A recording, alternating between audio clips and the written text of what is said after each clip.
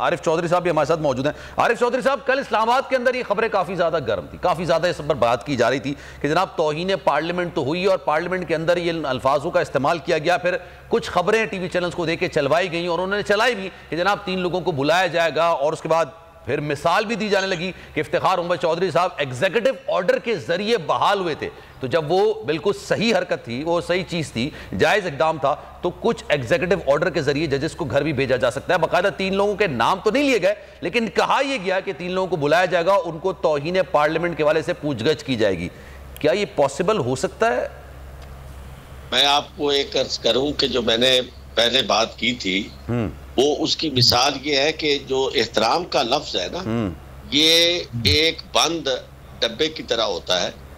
जब वो खुलना शुरू हो जाता है तो थोड़ा थोड़ा खुलता है और उसके बाद फिर वो बंद करना बहुत मुश्किल हो जाता है। यानी ये जो पाकिस्तान की अदलिया है, इसका एहतराम लोगों के नज़र में यानी इतना था कि लोग गुफ्तगू नहीं करते थे। और जब ये गुफ्तगू शुरू हो गई, मरियम नवाज से लेकर हवा में लहराई गई तस्वीरें और जिल्लत और रुसवाई के तमाम जो सिलसिले थे वो चला दिए गए, और उसके बाद चलते चलते पार्लियामेंट में एक नई मुतअद्दिद बार ये चीज दोहराई जा रही है। तो आपका क्या ख्याल है कि ये जो कुछ अनलीश होगा, इसे वापस लिया जा सकेगा? नहीं लिया जा सकेगा। उसकी वजह यह है कि ये मिसालें बन रही हैं कि कल को आप ये कहेंगे कि जनाब आज आप उन्हें पकड़ रहे हैं, आपने फलां को उसने ये कह दिया था तो आपने क्या कर लिया था, अदालत ने तो नहीं बुलाया था। मेरा मकसद इस वक्त ये है, और चूंकि मैं आइन का तालिब इल्म हूँ, कानून का तालिब इल्म हूँ, मुझे चीजें टूटती हुई नजर आ रही हैं। मुझे ये देखे, मैं आपको करूँ, तवक्को की बात ये होती है, वो कहते हैं सितमगर तुझसे उम्मीद वफा होगी जिन्हें होगी। मुझे तो देखना ये है कि तू जालिम कहां तक है। मैं जो सूरत हाल देख रहा हूं, मुझे ये नजर आ रहा है कि चीजें तयशुदा हैं, फैसले उनके हो चुके हैं। लेकिन आरिफ साहब, अफसोस की बात यह है ना कि हम किसके बारे में बात कर रहे हैं? मुल्क की सबसे बड़ी अदालत के बारे में बात कर रहे हैं, हम इस मुल्क की सबसे बड़ी अदालत के जजेस के बारे में कर रहे हैं। ये भी तो हुकूमत सोचे ना कि फिर आगे इन्होंने यही सियासत करनी है इस मुल्क में रहते हुए। हमें ज्वाइन करें सीनियर तजियाकार आमिर ज़िया साहब और माहिर कानून आरिफ चौधरी साहब भी हमारे साथ मौजूद हैं, उनसे भी हम सारी सूरत हाल बात करते हैं। सबसे पहले आरिफ साहब, अब जिस तरीके से अदालत की जानिब से कहा गया है कि अदालत कोई टाइमलाइन नहीं देगी बल्कि मुनासिब सा कोई हुक्म जारी करेगी, और अगर कोई हल नहीं निकलता तो फिर आइन और कानून मौजूद है, उसके तहत जो भी होगा आगे बढ़ेंगे उसको सूरत हाल को लेके। अब ये आपको लग क्या रहा है, एक ही रोज में जो इलेक्शन पर ये आज समाअत हुई, ये मामला किस तरफ जा रहा है?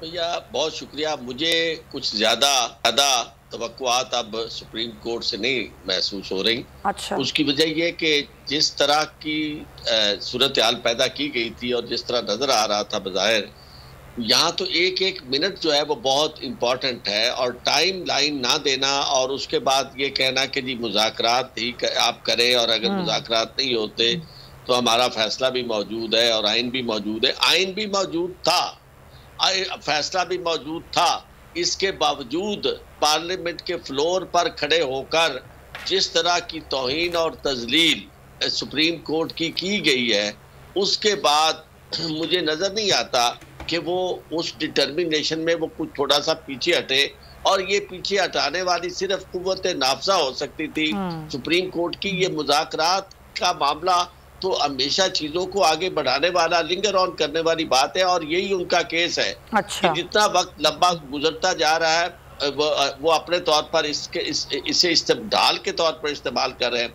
आप देखें कि जब ये जो वक्त गुजरा पिछला 90 डेज से ज्यादा वो गुजारा उन्होंने, हुकूमत ने जिसकी जिम्मेदारी थी, अब फंड्स नहीं दिए, लेकिन उन्होंने कहा जी अब तो वो 90 डेज वाली बात ही गई, वो गुजर गई है, आइंदा वो इसी तरह, यही उनका केस है कि जितना वक्त गुजरेगा उतना वो समझते हैं कि मामला उनके हक में जाता है कि जनाब ये जो डेड लाइन है 90 डेज की, ये कोई कियामत की बात नहीं है, जिस तरह उनकी जुबान वहाँ खुली है, जिस तरह वहाँ के उनके खड़े होकर वजीर खजाना ने कहा है कि आसमान नहीं गिरता, कोई ये नहीं होता, आसमान ही गिरता है, कियामत ही आती है।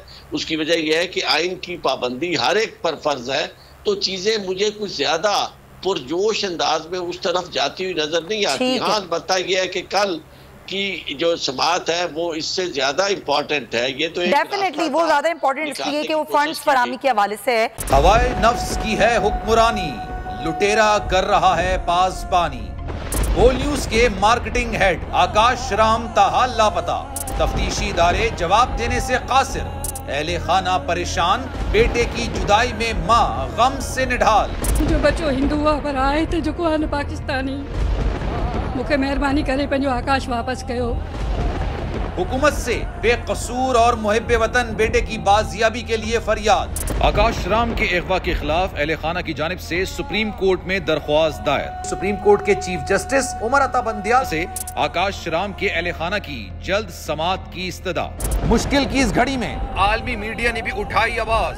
CNN, आज तक, इंडिया टुडे, टाइम्स नाउ समेत आलमी मीडिया ने आकाश राम के अगवा के खिलाफ दिया बोल का साथ। उफ क्या जुल्म है, बोल इंसाफ का मुंतजिर। सब्सक्राइब करें और बेल दबाएं ताकि कोई खबर रह न जाए।